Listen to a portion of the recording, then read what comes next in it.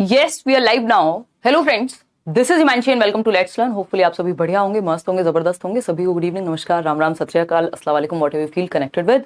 Start करेंगे आज का सेशन. आज नहीं है 20 अगस्त, पेपर है 20 अगस्त को और उसमें अभी 2 महीने और 2-3 दिन ज्यादा हैं.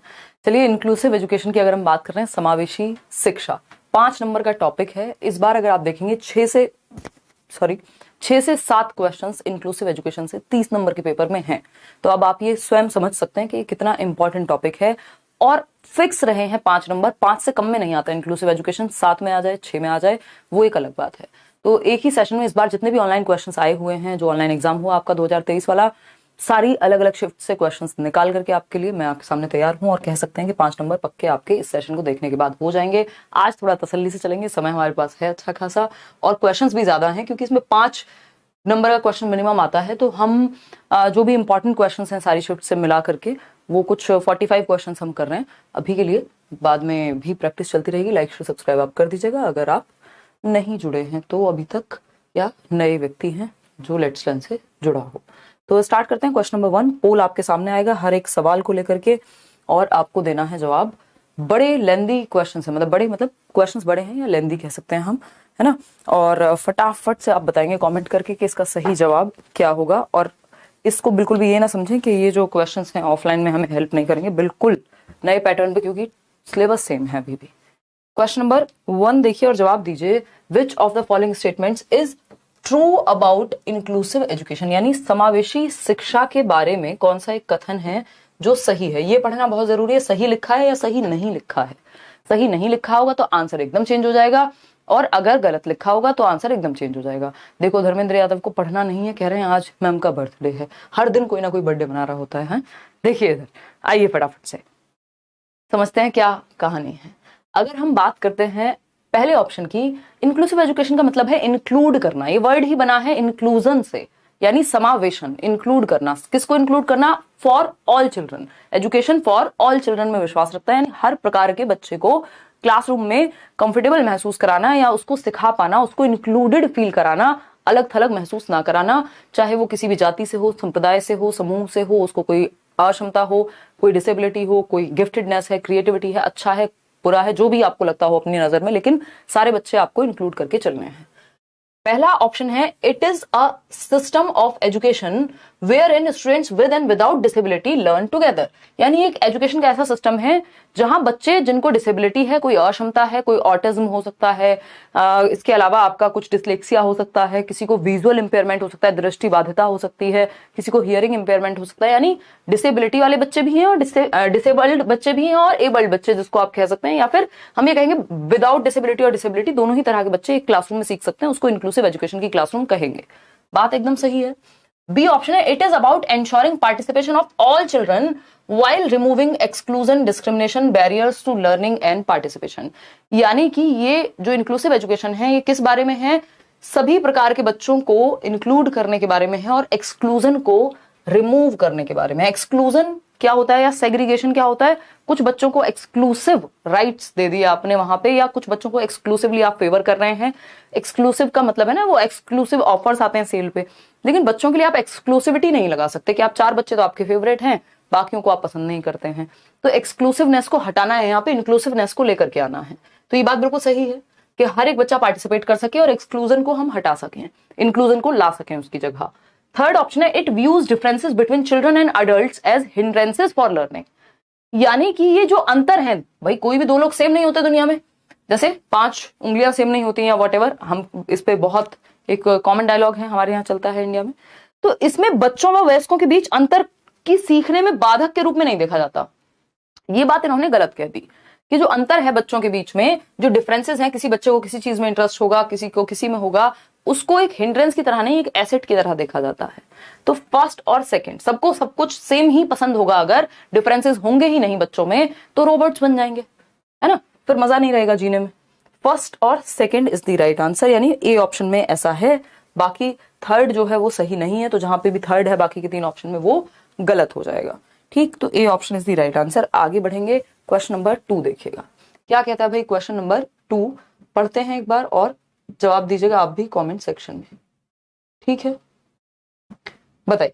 अगर हम बात करते हैं क्वेश्चन नंबर 2 की, in a classroom of diverse children, यानी डाइवर्सिटी की बात हो रही है, यूनिटी इन डाइवर्सिटी यानी विभिन्नता में एकता का जो सिद्धांत है उसको फॉलो करती है इंक्लूसिव एजुकेशन, या इक्विटी के प्रिंसिपल को फॉलो करती है आसमा। क्या इंक्लूसिव एजुकेशन, समावेशी शिक्षा।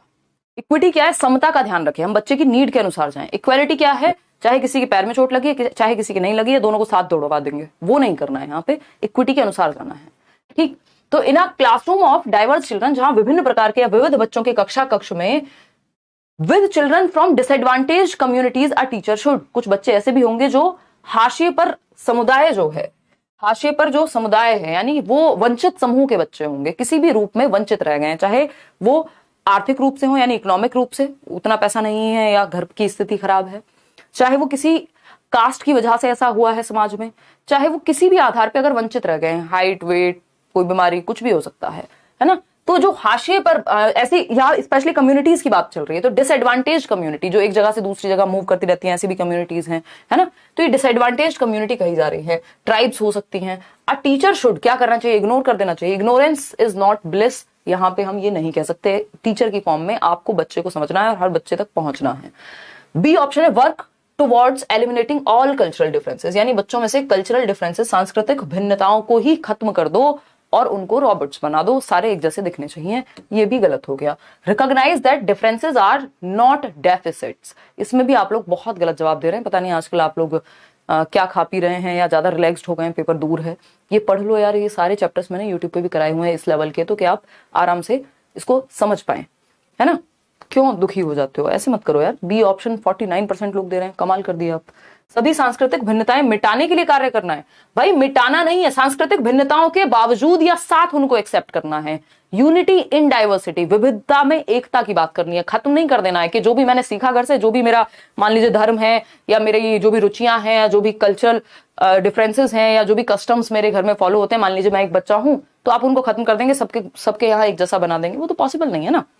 तो ये एक खराब बात हो गई कि आपको कल्चरल डिफरेंसेस को एलिमिनेट नहीं करना, सेलिब्रेट करना है। समझ पा रहे हो, एलिमिनेट नहीं करना, हटाना नहीं है, सेलिब्रेट करना है, सब बच्चे एक दूसरे के साथ घुल मिल करके सीख सकें।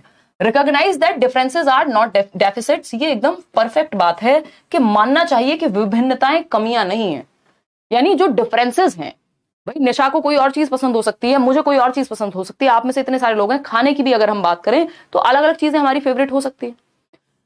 अब ये जो डिफरेंसेस हैं ये कमियां नहीं है, कह रहे तुम तो ये खाती हो तुम तो कम हो गई, या तुम्हें तो ये वाला कलर पसंद है तो तुम ये कपड़े पहनती हो तो तुम अच्छी नहीं हो, या मैं अच्छी हूं या मैं अच्छी नहीं हो तुम अच्छे हो।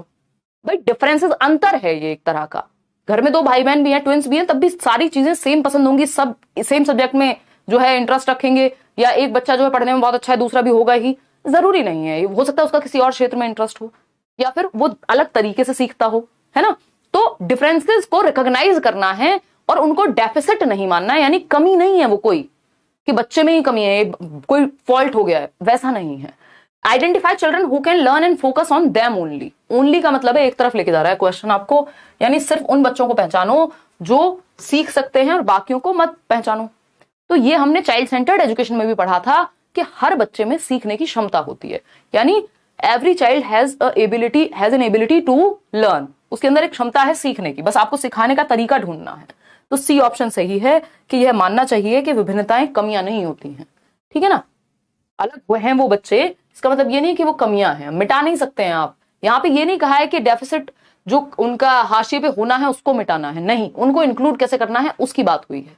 आप कोई पॉलिटिशियन थोड़ी है कि सब कुछ परिवर्तन वैसे वाला कर देंगे, आप सारी व्यवस्थाएं बदल देंगे। आप बच्चों को कम से कम अलग थलग ना महसूस कराएं, उसको सिखा पाए अच्छे से, आपका ये काम है। क्वेश्चन नंबर 3 देखिए, which of the following would promote learning in an inclusive classroom, यानी कैसा क्लासरूम, समावेशी कक्षा कक्ष, जहां सबको सिखाने की बात हो रही हो, एजुकेशन फॉर ऑल का नारा हम यहां पे लगाते हैं। तो कौन सा एक तरीका है जो इंक्लूसिव क्लासरूम को प्रमोट करेगा? पहला ऑप्शन है कॉम्पिटिटिव ईथॉस, यानी ऐसा माहौल, ऐसी संस्कृति जहां सब कंपटीशन कर रहे हो, कट थ्रोट कंपटीशन हो, मेरा एक नंबर तेरे से ज्यादा और मैं तेरे से बढ़िया, ये वो, मतलब कंपटीशन नहीं, कोलैबोरेशन की तरफ लेके जाना है बच्चे को।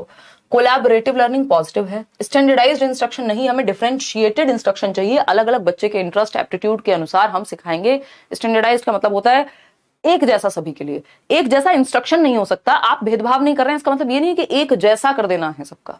जो भी हिसाब किताब है, पढ़ने का तरीका, वॉटेवर।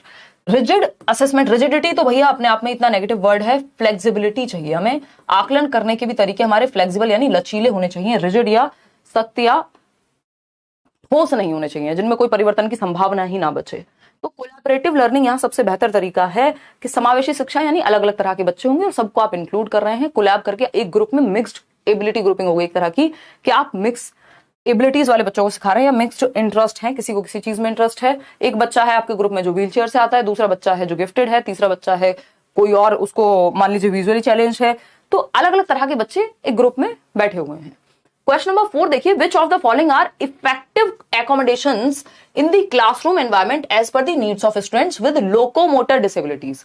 लोकोमोटर डिसेबिलिटीज का मतलब होता है वो डिसेबिलिटीज जो हड्डियों से रिलेटेड है, जिसमें मूवमेंट की क्षमता प्रभावित होती है बच्चे की, चलना फिरना, दौड़ना भागना, इन सब में दिक्कत हो सकती है। जो आपके क्या बोलते हैं उसको, बैसाखियों से आ रहा है कोई बच्चा, कोई व्हील चेयर पे हो सकता है, तो चलने फिरने या हड्डियों से रिलेटेड प्रॉब्लम इसमें लोकोमोटर में होती है, यानी मोटर एक्टिविटीज को करने में, गत्यात्मक एक्टिविटीज को करने में, चलने फिरने में, मूवमेंट वाली जो भी एक्टिविटीज होंगी या मूवमेंट होगा वो रेस्ट्रिक्ट हो जाएगा यहाँ पे। तो पहला ऑप्शन है provision of barrier free environment, यानी ऐसा एनवायरमेंट क्रिएट करें आप स्कूल में कि एक बच्चा जो स्ट्रेचर से आता है वो बेसिकली वो भी एक रैंप बना हुआ है स्कूल में, सीढ़ियों की जगह, मतलब एक बच्चा जो चल नहीं सकता वो भी उसके थ्रू आ जाएगा। वो बैरियर नहीं बन रहा है एनवायरमेंट के, वो तो फर्स्ट फ्लोर पे जा ही नहीं पाएगा।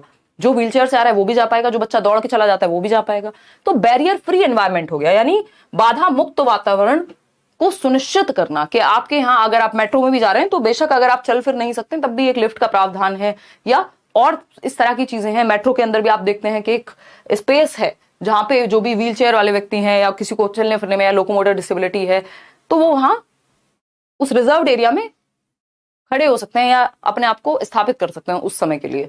ठीक, तो ये एनवायरमेंट कैसा हुआ, बैरियर फ्री, रुकावट नहीं है, एनवायरमेंट रुकावट नहीं बन रहा, एटलीस्ट आपकी प्रॉब्लम के साथ एनवायरमेंट तो खराब ना हो, कंड्यूसिव एनवायरमेंट देना बच्चे को, जिसको हम सुगम्य वातावरण भी कह सकते हैं। धन्यवाद यशिका मेहता। देखिए बी ऑप्शन है ensure free movement by placing furniture in less restrictive manner. भाई फर्नीचर को ऐसे प्लेस मत करिए कि एक बच्चा जो चल फिर के नहीं जा सकता या फर्नीचर को साइड में करके नहीं जा सकता उसको जाने को जगह ही ना मिले। जो क्लासरूम में सिटिंग अरेंजमेंट होता है ना, तो उतना स्पेस होना चाहिए सारी जो भी रोज हैं और कॉलम्स हैं उनके बीच में कि बच्चा मूव कर सके, वो बच्चा भी जिसको चलने फिरने में दिक्कत है अटक के गिरे ना कहीं। बात सही है। लेस रेस्ट्रिक्टिव मैनर का मतलब है कि कुर्सी मेज को कम प्रतिबंधात्मक तरीके से रखकर, यानी ऐसा सिटिंग अरेंजमेंट हो जहां फ्रीली मूव कर सके हर एक बच्चा। Follow multiple methods of assessment, भाई जब सिखाने के तरीके डिफरेंट होंगे तो आकलन के तरीके, टेस्ट करने के भी तरीके मल्टीपल हो सकते हैं। बात तो सही है। तो फर्स्ट, सेकंड और थर्ड तीनों यहां सही हो जाते हैं। इसके साथ हम चलेंगे नेक्स्ट क्वेश्चन की तरफ। नेक्स्ट क्वेश्चन क्या है हमारा, क्वेश्चन नंबर है 5। क्या कहता है क्वेश्चन नंबर 5? क्वेश्चन नंबर 5 कहता है which of the following are typical indicators of creativity, यानी रचनात्मकता के विशिष्ट संकेतक, यानी किन संकेतों को देख करके ये आप मान जाएंगे कि ये जो है ये बच्चा रचनात्मक है या बच्चा क्रिएटिव है। फटाफट से बताइएगा। लड्डू क्वेश्चन है ना, बिल्कुल तालेब क्योंकि आप पढ़ रहे हैं पहले से। इसमें भी इतनी गलतियां कर रहे हैं लोग, अभी तो 5 ही क्वेश्चन हुए हैं। तो which of the following are typical, लड्डू ही लगेगा क्वेश्चन अगर कॉन्सेप्ट क्लियर है और सही से पढ़ के समझ रहे हैं क्वेश्चन को। बस 2 ही चीजें चाहिए। निम्नलिखित में से कौन सा रचनात्मकता के विशिष्ट संकेतक कौन से हैं? नीड फॉर रिपीटेड प्रैक्टिस, यानी बार बार प्रैक्टिस कराते रहो, जिसको ड्रिल एंड प्रैक्टिस कह देते हैं। ये सुनने में अच्छा लगता है लेकिन रचनात्मकता का मतलब है कुछ डिफरेंट करना। यहाँ पे प्रैक्टिस और रिपीटेड प्रैक्टिस, अंतहीन प्रैक्टिस की आवश्यकता उतनी नहीं होती। इनेबिलिटी टू कॉन्सेंट्रेट, यानी बच्चा जो है कॉन्सेंट्रेट ही नहीं कर सकता, तो ये तो नहीं है, ऐसा तो नहीं है। क्रिएटिव बच्चा कॉन्सेंट्रेट कर सकता है, तभी वो कुछ नया सोचेगा। रिस्क टेकिंग बिल्कुल जरूरी होती है कुछ नया, कुछ डिफरेंट करने के लिए। फ्लेक्सिबिलिटी, लचीलापन, एक आइडिया काम नहीं किया दूसरा नहीं तो तीसरा। इंटॉलरेंस फॉर बोर्डम, बिल्कुल सही बात है कि जो व्यक्ति क्या है, बोरियत के लिए असहिष्णु है, यानी बोर नहीं हो सकता, कुछ नया चाहिए उसको टाइम टाइम पे। तो ये क्या हो गया, हम ये कहेंगे कि इसको छोड़ दें अगर हम नीड फॉर रेपिटेड प्रैक्टिस को, तो सेकंड, थर्ड, फोर्थ और फिफ्थ।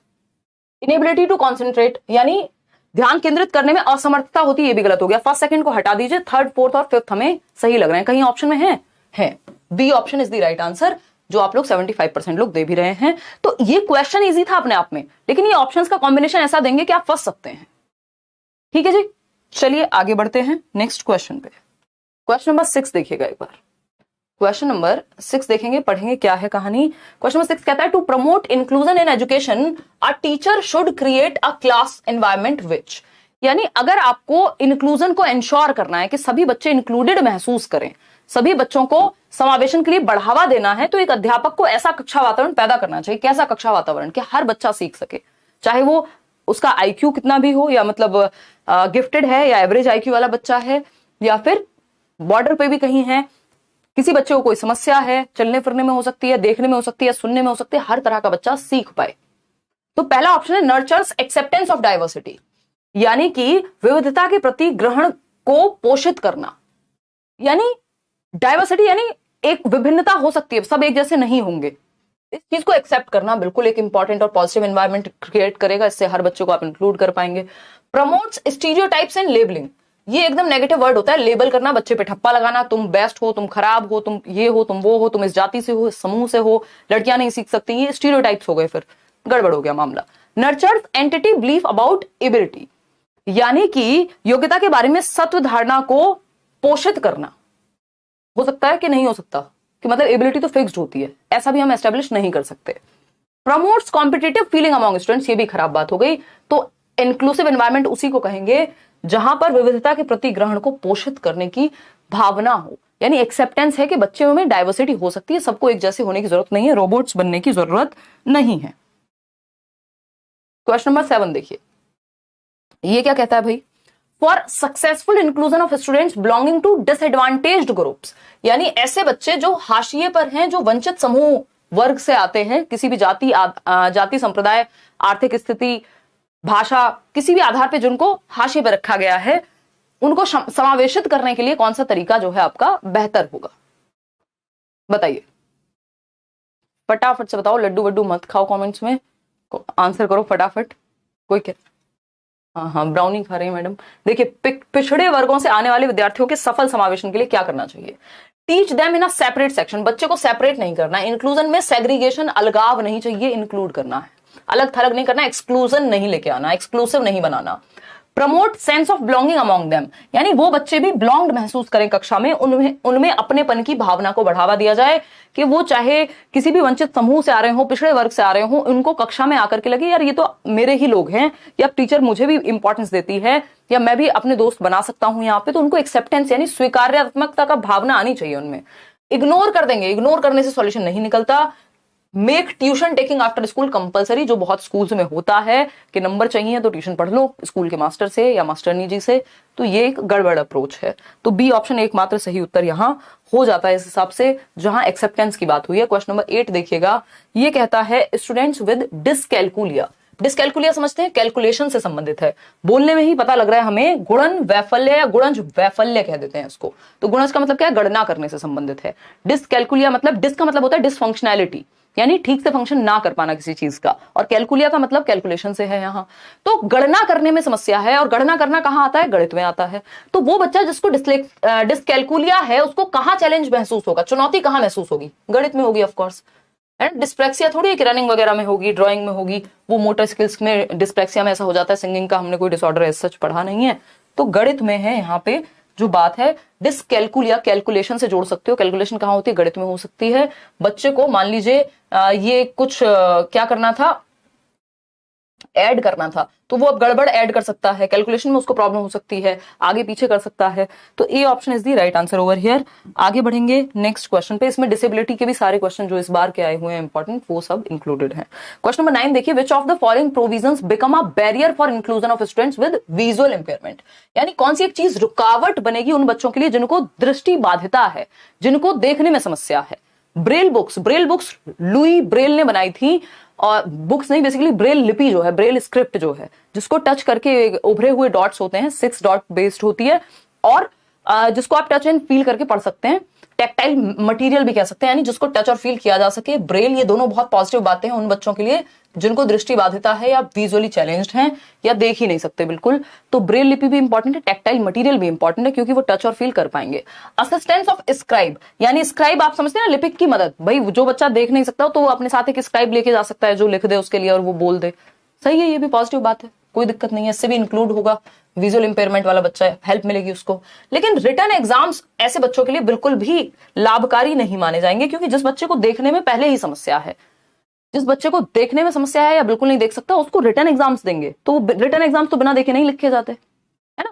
तो रिटन एग्जाम्स जो है वो सबसे खराब तरीका होगा यहाँ, तो ये एकदम खराब तरीका है। ये बैरियर बन जाएगा, रुकावट बन जाएगा बच्चे के सीखने में, जो बच्चे को देखने में समस्या है। क्वेश्चन नंबर 10 देखिएगा, विच of the following is a typical characteristic of students with autism. Autism वाले बच्चे को, स्वालीनता बोलते हैं हिंदी को ऑटिज्म में, विद्यार्थी को और स्वालीनता गृहित विद्यार्थी में क्या देखा जा सकता है, कौन सा गुण पाया जा सकता है। पहला ऑप्शन है रेपिटेटिव बिहेवियर, बार बार बार बार सेम बात को रिपीट करेगा, या फिर रेपिटेटिव बिहेवियर, स्टीरियोटिपिकल बिहेवियर भी इसको हम कह सकते हैं। या फिर बी ऑप्शन है कॉग्निटिव फ्लेक्सिबिलिटी, यानी फ्लेक्सिबल होगा। हाई ये होगा क्रिएटिविटी वाले बच्चे में, ये जो विशेषताएं हैं अलग अलग बच्चों की। हाई कम्युनिकेबल स्किल्स ये गिफ्टेड बच्चे में भी हो सकती हैं। Urge for frequent changes in routine, ये ऐसा नहीं होता, बल्कि ऑटिज्म वाला बच्चा ज्यादा रूटीन में चेंजेस बर्दाश्त नहीं कर पाता, फ्रीक्वेंट चेंजेस नहीं चाहिए। अगर उसके एनवायरमेंट में बहुत ज्यादा परिवर्तन होता है, हर रोज नए लोग आकर के बैठ रहे हैं उसके रूम में, आज एक चीज से दूसरी चीज इधर उधर कर दी जा रही है, उसके दिमाग में डिस्टर्बेंस होता है। उसको अपनी जो एनवायरमेंट की सेटिंग है वो स्टेबल चाहिए, ठीक है ना। तो ये पुनरावृत्तीय व्यवहार है, एकमात्र यही चीज सही है, बाकी सारे ऑटिज्म के बारे में बिल्कुल भी सही नहीं है। तो रेपिटेटिव बिहेवियर, इसको दूसरे शब्दों में एक बार D+B में भी ये पूछ लिया गया था, स्टीरियोटिपिकल बिहेवियर भी कहते हैं। स्टीरियोटिपिकल का मतलब क्या है, रेपिटेटिव है वो चीज, चली आ रही है। स्टीरियोटिपिकल का मतलब क्या है, रूढ़िबद्ध हो गई है, बार बार सेम चीज वो रिपीट करेगा अपने व्यवहार में, अपने भाषा में। तो पुनरावृत्तीय व्यवहार बहुत होता है ऑटिस्टिक बच्चे में, ये एक तरह की डेवलपमेंटल डिसऑर्डर हो गया कि जन्म से ही पता लग जाता है, मतलब जीवन के शुरुआत के 5-6 साल के अंदर। क्वेश्चन नंबर 11 देखिएगा एक बार, इसमें माय नेम इज खान वाला एग्जांपल आप ले सकते हो, उनको कोई और स्पेसिफिक था बट इसी के अराउंड कुछ एक डिसेबिलिटी थी। क्वेश्चन नंबर 11 देखिए, Reshma started to read independently, यानी रेशमा एक बच्ची है जिसने स्वतंत्र रूप से पढ़ना शुरू कर दिया, किस उम्र में, 3 साल की उम्र में, at the age of 3 years, and has read every book she could get her hands on। जो भी किताब उसको मिलती थी घर में, भाई की, बहन की, चाचा की, मम्मी की, जो भी जिसकी भी किताब उसको जहां मिलती थी वो फटाफट से पढ़ना शुरू कर देती थी। Reshma is showing characteristics of, किस चीज के, 3 साल की उम्र में। यहां हम कह रहे हैं जो हमारा FLN है, foundational literacy and numeracy, government कह रही है कि भैया 9 साल की उम्र तक कम से कम पढ़ना लिखना और बेसिक अर्थमेटिकल स्किल्स सिखा दो बच्चे को, क्योंकि उस उम्र तक भी नहीं आ पा रही है, कई बच्चों में कक्षा 3 तक भी नहीं आ पा रही है, और यहाँ ये 3 साल की उम्र में पढ़ना शुरू कर दे रही है, मतलब समय से पहले है। समय से पहले मतलब मेंटल एबिलिटी बाकी बच्चों से शायद ज्यादा है, तो इसको गिफ्टेडनेस कहते हैं। ऑटिस्टिक बच्चे को तो अपने एनवायरमेंट में सेटल करने में दिक्कत होगी। डिस्लेक्सिया पढ़ने से संबंधित एक विकार है, तो डिस्लेक्सिया कैसे होगा भाई बच्चे को जो फटाफट से पढ़ ले रहा है सब कुछ। इंटेलेक्चुअल डिसेबिलिटी, कोई बौद्धिक अक्षमता होगी, तो ये तो लक्षण किस चीज का है कि बच्चे में कुछ विलक्षणता है, कुछ गिफ्टेड है वो, है ना। तो प्रतिभाशीलता है, अपनी उम्र से आगे चल रहा है, ठीक है, बी ऑप्शन। IQ क्या होगा, 130+ भी कह सकते हैं।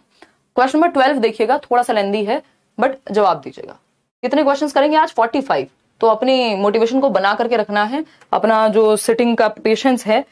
कई लोग 45 क्वेश्चन एक साथ बैठ के नहीं कर सकते, वो 150 क्वेश्चन क्या करेंगे पेपर में एक साथ, फिर समस्या होगी आपको, वहां फिर ध्यान जो है आपका इधर उधर चला जाएगा। बी ऑप्शन 74% लोग कह रहे हैं, विच of the following statements about inclusion is not correct, यानी समावेशन के बारे में कौन सी बात सही नहीं है। पहला ऑप्शन है, it regards inclusion and exclusion as connected processes, यानी जो समावेशन है वह इंक्लूजन और एक्सक्लूजन को कनेक्टेड मानता है कि कुछ बच्चों को अलग कर दो, कुछ को साथ ले आओ, ये इंक्लूजन है और इसी को कनेक्शन कहेंगे, नहीं। Inclusion is focused on adapting the curriculum for a specific group of students who are disabled, अच्छा sorry, it regards inclusion and exclusion as connected processes, यानी यह समावेशन व अपवर्जन को परस्पर जुड़ी प्रक्रियाओं के रूप में देखता है, कि मतलब अगर आप एक्सक्लूसिव और इंक्लूसिव करोगे, ठीक है मान लिया हमने, देखता होगा नहीं भी देखता होगा, बट बिल्कुल गलत इसको एकदम से नहीं कह सकते हम कि एकदम खराब बात हो गई। फिर देखते हैं, inclusion is focused on adapting the curriculum for a specific group of students who are disabled. अब ये बात निश्चित रूप से गलत है, इसमें आप कह सकते हो कुछ हद तक इंक्लूडेड है कि आप बच्चों को बिल्कुल एक्सक्लूसिव फील करा दो और इंक्लूजन को लेकर के आओ, हालांकि 2 इंडिपेंडेंट प्रोसेसेस हैं, बट ये एक क्लास में भी हो सकता है ऐसा कि इंक्लूसिव में भी आप एक्सक्लूसिव फील करा दे रहे हो बच्चे को, पॉसिबिलिटी है। लेकिन बी में 0% पॉसिबिलिटी है कि inclusion is focused on adapting the curriculum for a specific group of students who are disabled, यानी समावेशन केवल एक खास वर्ग के व्यक्ति जो दिव्यांग हैं उनकी जरूरतों के अनुरूप पाठ्यचर्या के अनुकूलन पर केंद्रित है। ये बात एकदम खराब हो जाएगी कि कुछ स्पेसिफिक ग्रुप के लिए इंक्लूजन होता है, हर तरह के बच्चे के लिए, फॉर ऑल चिल्ड्रन। तो ये तो 100% गलत है, इसमें डाउट नहीं है। फिर भी बाकी के 4 ऑप्शन ढूंढ लेते हैं। इंक्लूजन बेनिफिट्स ऑल स्टूडेंट्स, यही सही बात है। Inclusion is a process in which a school attempts to respond to all students as individuals, यानी हर एक बच्चा अपने आप में एक व्यक्तिगत अपनी क्षमता लेकर के आता है या एक व्यक्ति है, इस बात को हम महत्वपूर्ण मानते हैं। स्पीड ज्यादा जा रही है ना? हाँ मुझे भी लग रहा है सौम्या, ठीक है थोड़ा स्पीड स्लो कर लेते हैं। तो समावेशन केवल एक खास वर्ग के व्यक्ति जो दिव्यांग है उनकी जरूरतों के अनुरूप पाठ्यचर्या के अनुकूलन पर केंद्रित है, ऐसा कहना गलत होगा क्योंकि ये सभी के लिए है। ठीक है, समावेशन व अपवर्जन को परस्पर जुड़ी प्रक्रियाओं के रूप में देखा जा सकता है, ये संभावना है। तो गलत क्या है? B option. जो गलत है वही सही है क्योंकि पूछा ही गलत है। तो ये थोड़ा सा कंफ्यूजिंग हो जाएगा क्योंकि आपको एग्जैक्ट गलत ढूंढना है। थोड़ी बहुत जो मान लीजिए हम बहुत ज्यादा सहमत नहीं है ए ऑप्शन से भी, लेकिन वो है तो एक क्लासरूम के अंदर ही ना, एक्सक्लूजन और इंक्लूजन पॉसिबल है कि आपने कुछ ग्रुप अलग बना दिया। क्वेश्चन नंबर 13 देखिए, फटाफट से समझेंगे। क्वेश्चन नंबर 13 है असर्शन। ये बड़े क्वेश्चन हैं, ऐसे क्वेश्चन भी आए हुए हैं। कथन और तर्क। कथन क्या है? In a classroom of diverse learners, यानी एक विभिन्नता वाली कक्षा में जहां अलग अलग प्रकार के बच्चे निवास करते हैं या हैं प्रेजेंट। ठीक है ना? ठीक है, आज हमें फीवर आ गया फिर भी आपकी क्लास लेने आए हैं, मजा आ रहा है। बहुत बढ़िया अंशु। हाँ ये देखो, कोई कह रहा तापसी पन्नू जैसे दिखते हो, ये भी आजकल कमेंट आ रहे हैं। आपका शर्ट का कलर अच्छा लग रहा है। अच्छा धन्यवाद। कल एक व्लॉग आएगा उसमें हम आपको बताएंगे। देखिए, in a classroom of diverse learners, यानी विविध विद्यार्थियों की कक्षा में शिक्षकों को यथोचित स्वायत्तता देनी चाहिए और पाठ्यचर्या और आकलन प्रणाली को लचीला बनाना चाहिए। यानी डाइवर्स लर्नर से अलग अलग तरह के बच्चे और फ्लेक्सिबिलिटी होनी चाहिए। बिल्कुल सही बात है। 100% बच्चों को इंडिपेंडेंस या स्वतंत्रता मिलनी चाहिए। करिकुलम भी फ्लेक्सिबल होना चाहिए। इसका रीजन क्या है? Children learn better when they take ownership and their learning needs are accommodated, यानी बच्चे बेहतर तब सीखते हैं जब वह प्रभुत्व लेते हैं। प्रभुत्व का मतलब यहाँ क्या है? ऑटोनॉमी, फ्रीडम उनको महसूस हो रही है और ओनरशिप ले रहे हैं अपने काम की, कि वो जिम्मेदार हैं कि बेटा ये वाला असाइनमेंट कल करके लाना है, ये वाली एक्टिविटी खुद से करके दिखा दो एक बार, है ना? उनकी लर्निंग नीड्स को भी हम ध्यान में रख पा रहे हैं। तो ये बात एकदम सही है, दोनों ही बातें सही है। Both A and R are true and R is the correct explanation of A, इसलिए हम कहेंगे कि ए ऑप्शन यहाँ सही है। दोनों बातों में से कुछ भी गलत नहीं है और दोनों एक ही दूसरे के बारे में बात कर रहे हैं। क्वेश्चन नंबर 14 देखिएगा एक बार। ये कहता है which of the following is an example of, किस चीज का एग्जाम्पल पूछा है? Assistive technology to aid mobility, यानी कौन सा उदाहरण सहायकी तकनीकी का इस्तेमाल करते हुए विद्यार्थियों को गतिशीलता में मदद करेगा। गतिशीलता समझ रहे हो? मोबिलिटी, एक जगह से दूसरी जगह मूव करने की जो क्षमता है उनको, उसको प्रमोट करेगा। ऐसा बच्चा हो सकता है जिसको चलने फिरने में दिक्कत हो, तो उसके लिए मोबिलिटी में कौन सी चीज सहायक होगी? वॉकिंग स्टिक, यानी कि छड़ी, जो छड़ी लेकर के चलते हैं वो, या ब्रेल सिस्टम। मोबिलिटी की बात हो रही है, यानी बच्चे को चलने फिरने में समस्या होगी, हमें मोबिलिटी बढ़ानी है। तो ब्रेल सिस्टम से मोबिलिटी नहीं बढ़ जाती है, हियरिंग एड से मोबिलिटी नहीं बढ़ जाएगी, कान में ही लग जाएंगे। मैग्नीफाइंग ग्लास से कोई चीज आप देख सकते हैं बड़े लेंस में, बट मोबिलिटी नहीं बढ़ जाएगी उससे। तो वॉकिंग स्टिक, यहाँ पे आपका व्हील चेयर हो सकती थी, कोई भी ऐसा साधन जिससे मोबाइल हो सके बच्चा या थोड़ा सा गतिशील हो सके, चल फिर सके, एक जगह से दूसरी जगह जाने में उसको आसानी हो। तो A option is the right answer, जो कि 74% लोग दे भी रहे हैं। क्वेश्चन नंबर 15 देखिएगा। पूछा है कौन सी एक स्ट्रेटेजी है, मुझे लग रहा है वो वाला जो ऑप्शन था ना उसमें दोनों सही है। ऐसे आज 2-3 क्वेश्चन हैं जिसमें सीटेट ने खुद 9 दे दिया है जवाब, मतलब फ्री का नंबर मिला है उसमें, क्योंकि 2 ऑप्शन सही है या 2 ऑप्शन गलत है। तो वो जो क्वेश्चन हम कर रहे थे उसमें ए ऑप्शन भी गलत होने की पूरी संभावना है, लेकिन उन्होंने वो उसमें फिर फ्री नंबर दिया है। ये मुझे अभी याद आया जब मैं आपसे ये डिस्कशन कर रही थी।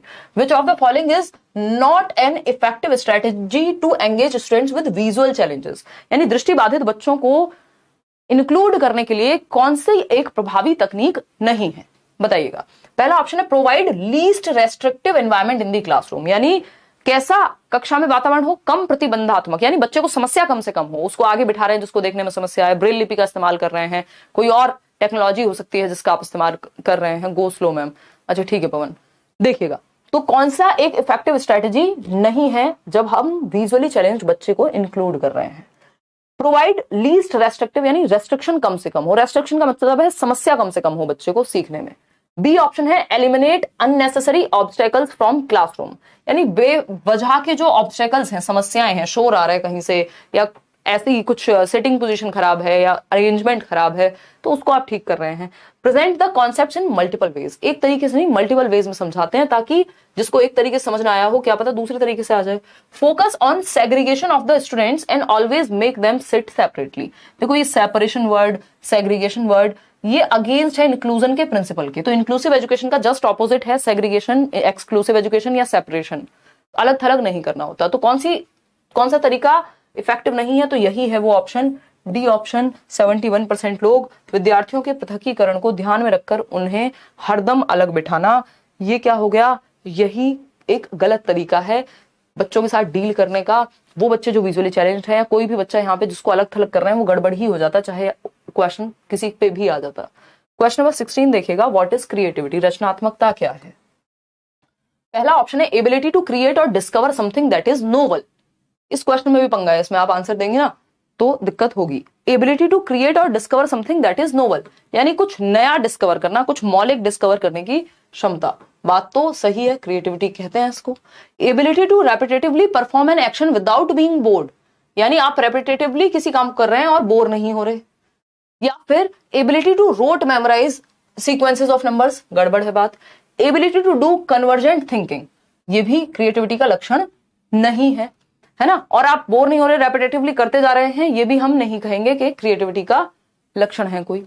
कुछ नया तभी तो सोचेंगे जब आप एक चीज करते हुए हमेशा तक नहीं चल सकते। तो कुछ ऐसा बनाना जो आप खोजना जो कि मौलिक हो।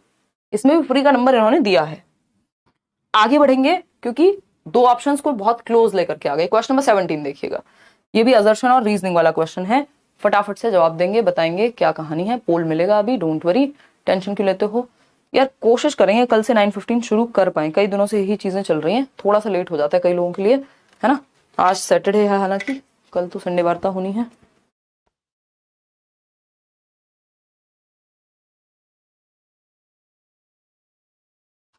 देखिएगा एक बार,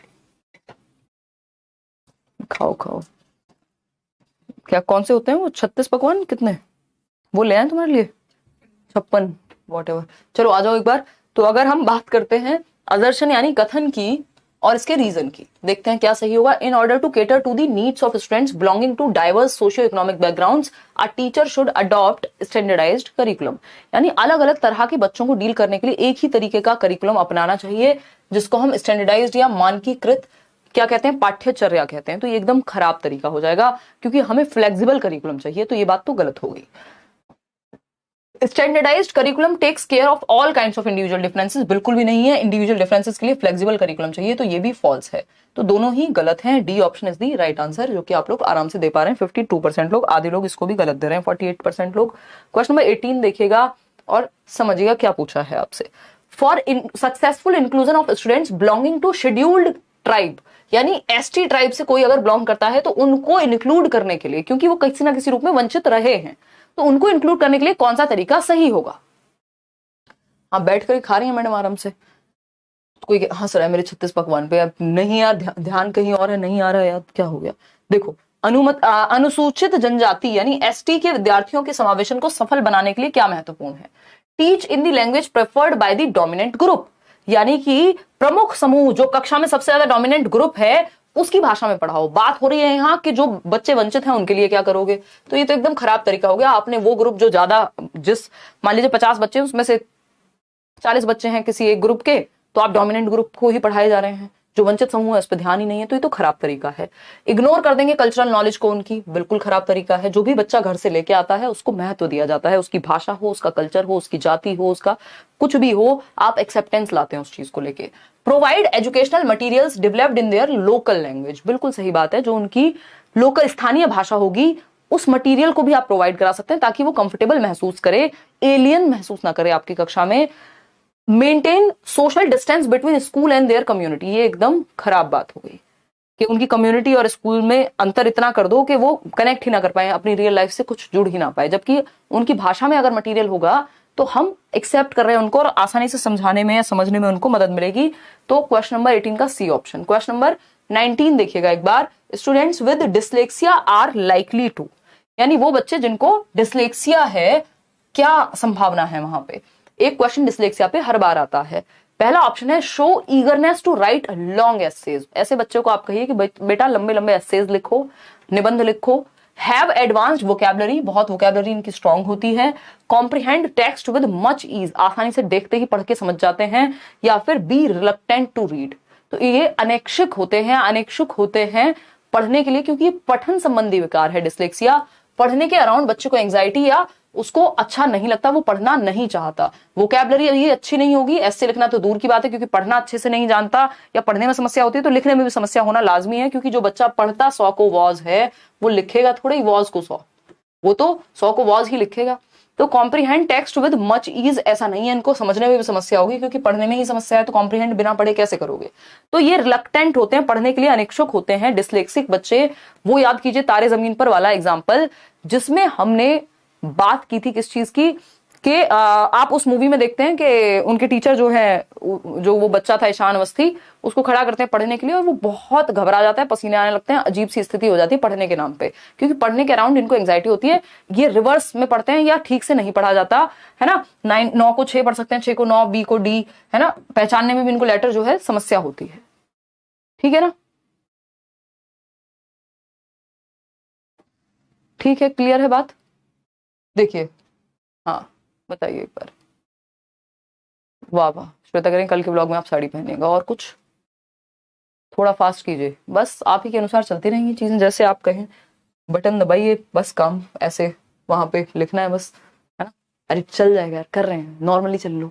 देखो, पढ़ने के लिए अनिच्छुक होती है, यानी रिलक्टेंस होती है, पढ़ने के अराउंड इनको एंग्जाइटी होती है डिसलेक्सिक बच्चे को। क्वेश्चन नंबर 20 देखिए एक बार, क्या कहता है question number 20, which of the following becomes a barrier, यानी रुकावट कौन सा बनता है for inclusion of students with visual impairments. Visual impairment पे भी बहुत क्वेश्चन आता है, क्योंकि ऐसे बहुत बच्चे हो सकते हैं जिनको देखने में समस्या पाई जाए, ठीक है ना शिवानी, धन्यवाद।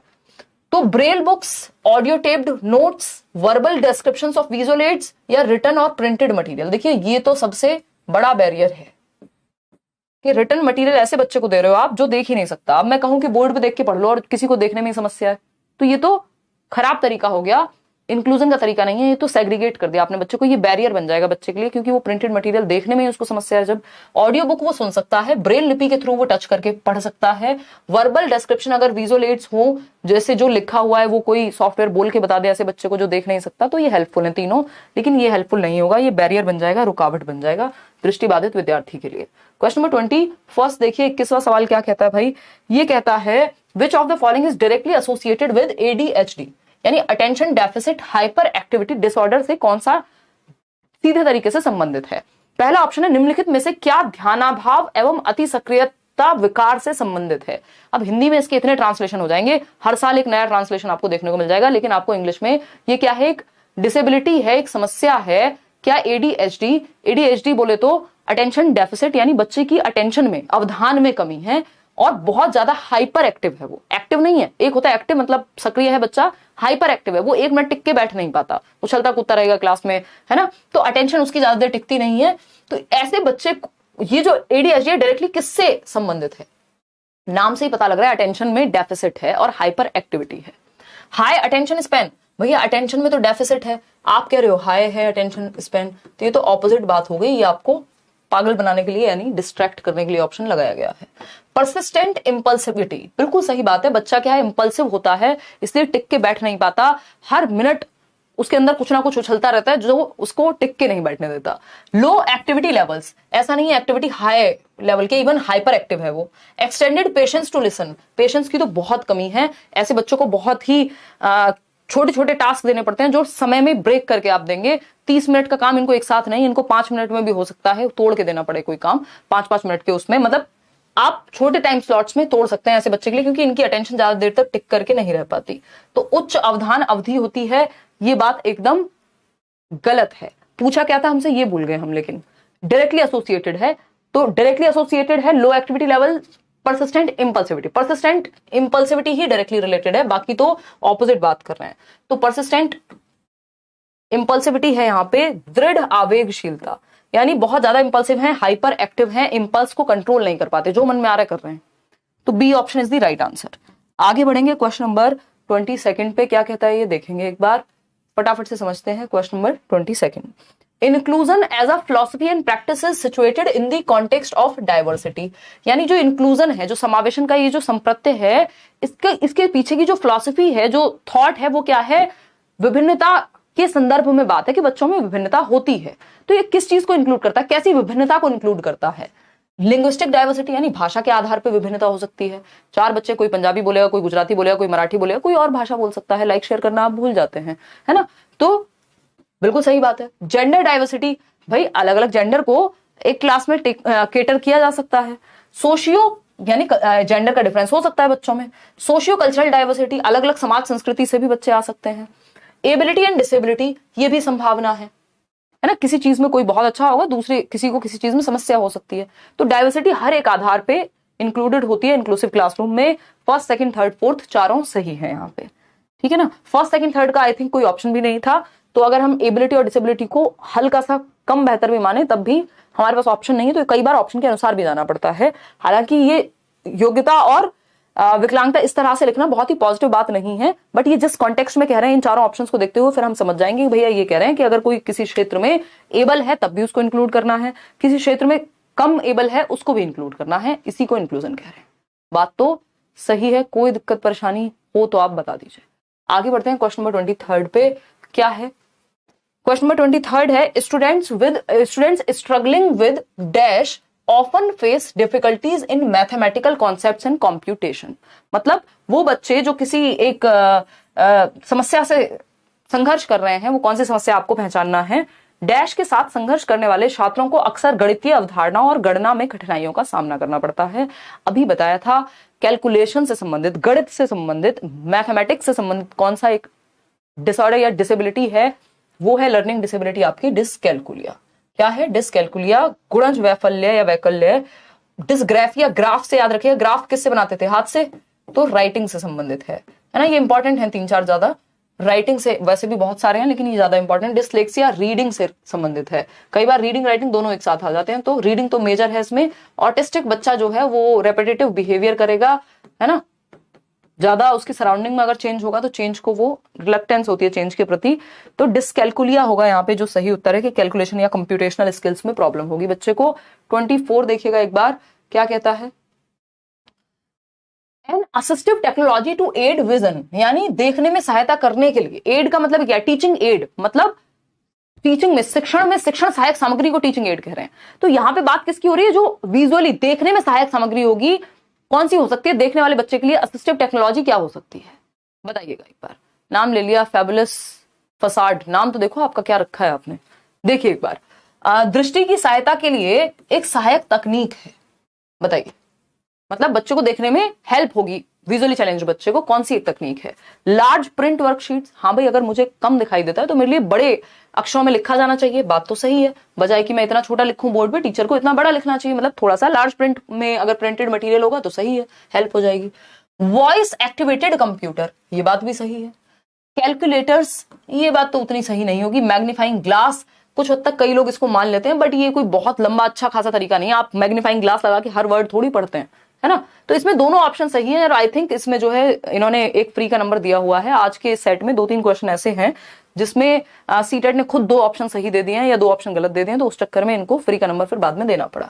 तो हम कहेंगे कि सबसे बेहतर ऑप्शन अगर यहाँ पे चूज करना हो तो हम कहेंगे वॉइस एक्टिवेटेड कंप्यूटर, कि जो अच्छी असिस्टिव टेक्नोलॉजी की अगर हम बात कर रहे हैं तो टेक्नोलॉजी की फॉर्म में वाक चलित कंप्यूटर, क्योंकि वर्कशीट जो है वो लार्ज प्रिंट वाली वो नॉर्मल चीज है, मतलब वो नॉर्मल TLM है, teaching learning material. Assistive technology की अगर बात कर रहे हैं तो वॉइस एक्टिवेटेड कंप्यूटर होगा, यानी बच्चा अगर देख करके उसको नहीं चला पा रहा है तो वो बोल करके चला पाए, वॉइस से एक्टिवेट हो जाए, कमांड से चल जाए, जैसा आजकल आपके फोन्स में होता है।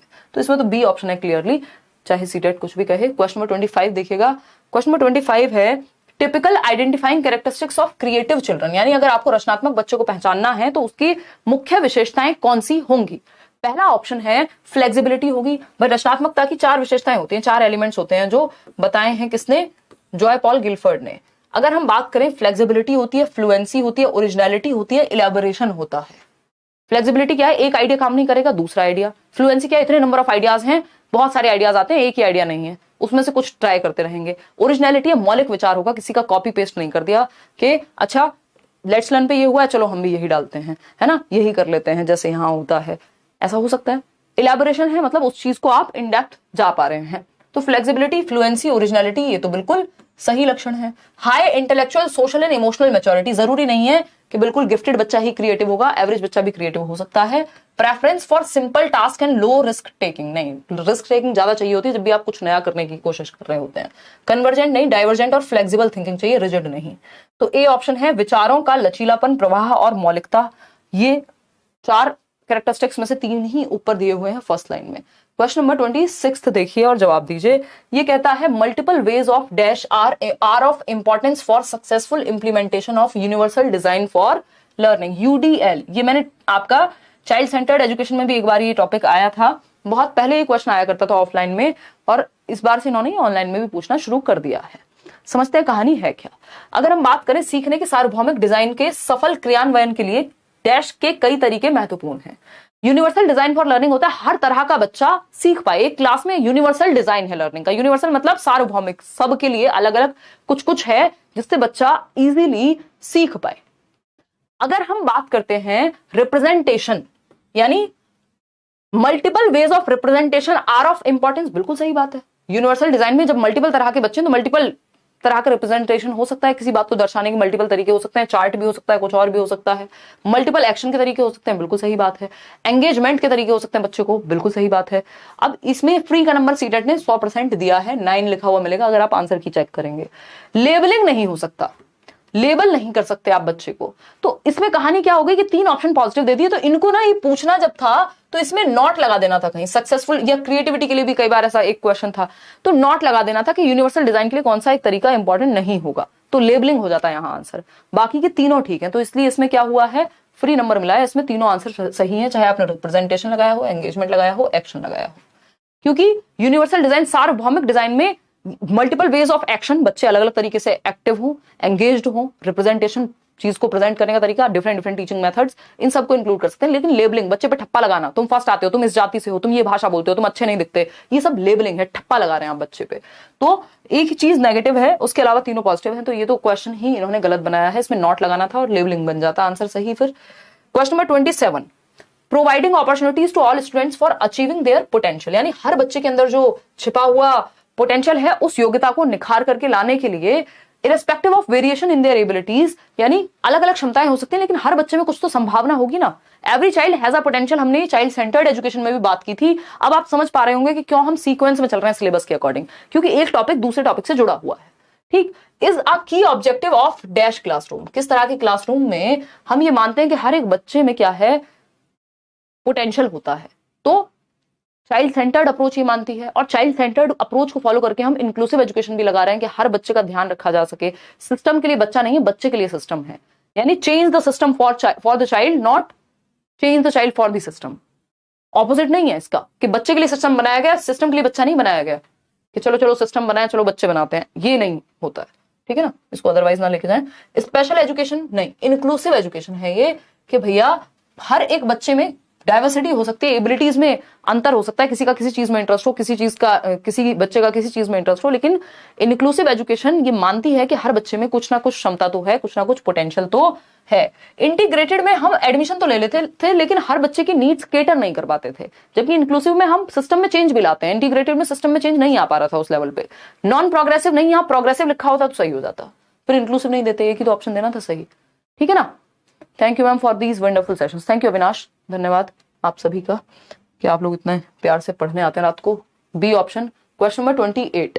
क्वेश्चन नंबर 28 देखिएगा क्या कहता है भाई, to cater to children from disadvantaged background, वंचित समूह वर्ग के बच्चे, अलाभान्वित, जो लाभ नहीं मिला उनको, बेसिक सुविधाएं भी नहीं मिली। ठीक है ना शिवांगी त्रिपाठी, तो give them a lot of all written work. Written work, बच्चा एक्टिव होता है रिटर्न वर्क से, रट्टाफिकेशन हो गया, बार बार रेपिटेशन हो गया। Find out more about their context and involve them in class discussion, यानी वो बच्चे जो वंचित समूह से हैं, वंचित पृष्ठभूमि से हैं, उनके संदर्भ के बारे में उनको जानना और उनको इंक्लूड करना, उनकी रियल लाइफ से जुड़ गए आप यहाँ। Make them sit separately, separately नहीं बिठाना होता, कुछ बच्चों को अलग थलग बिठा दिया आपने, इग्नोर तो करके कोई सॉल्यूशन निकलना नहीं है, तो बी ऑप्शन ही एकमात्र सही उत्तर यहाँ हो जाता है। अभी तो हमारे पास 15 क्वेश्चन और हैं, 45 क्वेश्चन करने वाले हैं, क्योंकि ये बड़ा टॉपिक है, 5 नंबर फिक्स रहते हैं, उससे 7 नंबर तक भी इसमें जो है इस बार के सेट्स में ऑनलाइन आपको क्वेश्चन मिल जाएंगे, 6 क्वेश्चन 7 क्वेश्चन बहुत सारे सेट में, 5 तो मिनिमम आते ही हैं। विच ऑफ द फॉलोइंग, और वही बात है, बस घुमा फिरा के एक ही चीज को पूछा जा रहा है अलग अलग तरीके से। विच of the following learning disability, बस एक चीज को ध्यान में रखना है, हर बच्चे को इंक्लूड करना है, that's it. Which of the following learning disability impacts an individual's ability of balance, manual dexterity and hand-eye coordination? यानी निम्नलिखित में से कौन सी अधिगम अशक्तता, लर्निंग डिसेबिलिटी, ये वर्ड किसने दिया था? सैमुअल किर्क ने 1960s में, है ना। एलडी लर्निंग डिसेबिलिटी यानी लर्निंग में कोई डिसेबिलिटी, अब वो डिसलेक्सिया हो, डिसकैलकुलिया हो, डिसलेक्सिया हो, वॉटएवर, लर्निंग डिसेबिलिटी जो वर्ड है एलडी, सैमुअल किर्क नाम के व्यक्ति ने, सैमुअल किर्क, हिंदी में भी किर्क ही कहेंगे, नाम 1960s में दिया था, ठीक है जी। तो यहां पे बात हो रही है impacts an individual's ability of balance, यानी बच्चा बैलेंस नहीं कर पाता खुद को, या एक इंडिविजुअल मैनुअल डेक्सटेरिटी यानी कि शारीरिक निपुणता, मतलब कुछ ऐसे काम हो सकते हैं, लिखना, बटन लगाना, कोई एक्टिविटी में उसको भाग लेने में समस्या हो रही हो, manual dexterity and hand eye coordination, यानी हाथ और आंख के बीच में सामंजस्य, हाथ और आंख के बीच में सामंजस्य कब होता है? पेन पकड़ने में नहीं हो पा रहा, कोऑर्डिनेशन नहीं बन पा रहा, टाई बांधने में, बटन लगाने में, शू लेसेस बांधने में, जूते के फीते लगाने में, इन सब में एक हैंड आई कोऑर्डिनेशन चाहिए होता है ना। तो ये डिस्प्रेक्सिया का उदाहरण है, जिसमें मोटर एक्टिविटीज समझते हैं, गत्यात्मक, चलना फिरना, दौड़ना, भागना, या ग्रॉस और फाइन मोटर स्किल्स आपको पता ही है इसमें, तो गति समन्वय वैकल्य है। डिसलेक्सिया, डिसकैलकुलिया, डिस्फेजिया नहीं होगा, डिस्फेजिया होता है भाषा को समझने से संबंधित समस्या, डिसलेक्सिया आपको पता है किससे संबंधित होता है? डिसलेक्सिया संबंधित होता है पढ़ने से, डिसकैलकुलिया होता है गणना करने से, यानी कि कैलकुलेशन से। तो यहाँ पे dyspraxia is the right answer, कि मोटर हैंड आई कोऑर्डिनेशन ठीक नहीं होता डिसलेक्सिया, उसमें डिस्प्रेक्सिया में। क्वेश्चन नंबर 30 देखिए, which identifying characteristics are students with autism are likely to have? वो बच्चा जो ऑटिस्टिक है, स्वालीनता है, जिसको ऑटिज्म पे बहुत क्वेश्चन आ रहे हैं इस बार, तो उसकी क्या विशेषता होगी, कैसे पहचानेंगे? भाई एक टीचर को पता तो होना चाहिए, क्लास में अलग अलग बच्चा, एक बच्चा जिसको देखने में समस्या है, तो आप देखते हैं कि यार वो बार बार खड़े होकर के देखता है, या आंखों को बहुत पलकें झपकाता है अपनी, या उसको कठिनाई हो रही है देखने में, गलत लिखता है नोटबुक में, तो आप पहचान जाएंगे कि बच्चे को कोई दृष्टि बाधित या विजुअल इंपेयरमेंट हो सकता है आईसाइट ही वीक हो रही हो, तो आप उसको टेस्ट करवाने को कह देंगे, है ना, पूजा ईरानी। तो ये डिफरेंट तरीके हो सकते हैं कि आप टीचर को ये लक्षण ही नहीं पता होंगे तो वो कैसे पहचानेगा? भाई डॉक्टर को ये नहीं पता कि क्या लक्षण है, और लक्षण बता करके भी डॉक्टर पहचान नहीं पाता, तो या तो टेस्ट कराएगा फिर, लेकिन लक्षण से भी तो पता लगेगा, टेस्ट करने जाने के लिए भी तो पहले लक्षण पता होने चाहिए। तो एक टीचर को लक्षण पता होने चाहिए, इसलिए आप ये पढ़ते हैं कि ऑटिज्म क्या है, एडीएचडी क्या है, या फिर गिफ्टेड बच्चा है तो कैसे पहचानना है, क्योंकि वो जल्दी कर लेगा, चीजें जल्दी से समझ लेगा, है ना, कोई और समस्या है तो कैसे पहचानना है। तो ऑटिस्टिक बच्चों को कम्युनिकेशन में डिफिकल्टी होती है, 100% सही बात है। High urge to interact with all, ये तो ऑपोजिट हो गया, ये ज्यादा घुलना मिलना पसंद नहीं करेगा, ज्यादा सोशल नहीं होगा। वेरी लो आईक्यू, ये बात एकदम गलत है कि ऑटिस्टिक बच्चे का आईक्यू कम होगा, ऐसा नहीं है कि ये बच्चे सीख नहीं सकते या इनका आईक्यू कम होता है, इंटेलिजेंट होते हैं। एडवांस्ड सोशल स्किल्स, ये तो और पुअर सोशल स्किल्स होंगी, क्योंकि ज्यादा घुलना मिलना इनको पसंद ही नहीं है। तो कम्युनिकेशन डिफिकल्टीज यानी संप्रेषण में कठिनाई, सिंपल बात है भाई, जिसका कम्युनिकेशन में वैसे भी समस्या है वो बहुत ज्यादा आपको सोशल नजर नहीं आएगा व्यक्ति, ये एक सामान्य सी बात है। तो कम्युनिकेशन डिफिकल्टीज या रेपिटेटिव बिहेवियर या स्टीरियोटिपिकल बिहेवियर, ये सब ऑटिज्म से जुड़े हुए हैं। Which of the following, question number 31 है, which of the following is not an identifying characteristic of students with creativity? यानी रचनात्मक बच्चे का लक्षण नहीं है, नॉट पूछा है, ध्यान से जवाब देना है। निम्नलिखित में से कौन सी सृजनात्मक विद्यार्थी की पहचान या विशेषता नहीं है? स्ट्रॉन्ग सेंस ऑफ क्यूरियोसिटी, जिज्ञासा ज्यादा होती है, ये तो विशेषता है, हमसे पूछा है क्या नहीं है। कन्वर्जेंट थिंकिंग, ये बात एकदम सही है, क्योंकि Joy Paul Gilford, JP Gilford जिनको हम कहते हैं, वो कहते हैं भाई डाइवर्जेंट थिंकिंग, दिशाओं में सोचने से कुछ नया दिमाग में आएगा ना, जो दिशाओं में सोचता ही नहीं है उसको क्या नया विचार आएगा। तो ये होता है क्रिएटिविटी से जुड़ा हुआ, है ना। कन्वर्जेंट थिंकिंग और क्रिएटिविटी साथ साथ नहीं चल सकते, सीसी नहीं हो सकता, डीसी होगा। डीसी बोले तो डाइवर्जेंट और क्रिएटिविटी, कन्वर्जेंट और क्रिएटिविटी साथ नहीं चलते, ठीक है ना, इतनी बात क्लियर है। तो यहाँ पे कन्वर्जेंट थिंकिंग जो है बिल्कुल भी एक कैरेक्टरिस्टिक नहीं है क्रिएटिविटी का, फिर भी हमें देखने पड़ेंगे बाकी options. Higher order problem solving हो सकती है क्रिएटिव बच्चे में, क्योंकि कुछ ना कुछ प्रॉब्लम या कुछ नया करने की कोशिश कर रहा होगा। नोवल इनोवेटिव आइडियाज, यानी नवाचारी विचार होंगे जो कुछ डिफरेंट होंगे। बात सही है या नहीं है? बिल्कुल सही है। वो मैंने घड़े वाला एग्जाम्पल आपको दिया था, कि जो आजकल के घड़े आ रहे हैं ठंडे पानी करने वाले, मिट्टी का घड़ा जो होता है उसमें वो एक टैब लगा करके देते हैं। ये क्या, किसी ने तो क्रिएटिविटी लगाई होगी, कोई तो प्रॉब्लम सॉल्व की होगी, कुछ तो इनोवेटिव आइडिया सोचा होगा, चाहे छोटा ही सही। ठीक है ना। थैंक यू प्रतिभा। चलिए, तो आंसर क्या होगा? अभिसारी सोच जो है वो बिल्कुल भी सही उत्तर नहीं हो सकता। क्वेश्चन नंबर 32 देखिए एक बार। क्वेश्चन नंबर 32 बड़ा क्वेश्चन है, बट ध्यान से पढ़ेंगे। असर्शन यानी कथन, इसमें बहुत आप लोग, ये पेट पे बाण मारने वाला क्वेश्चन है।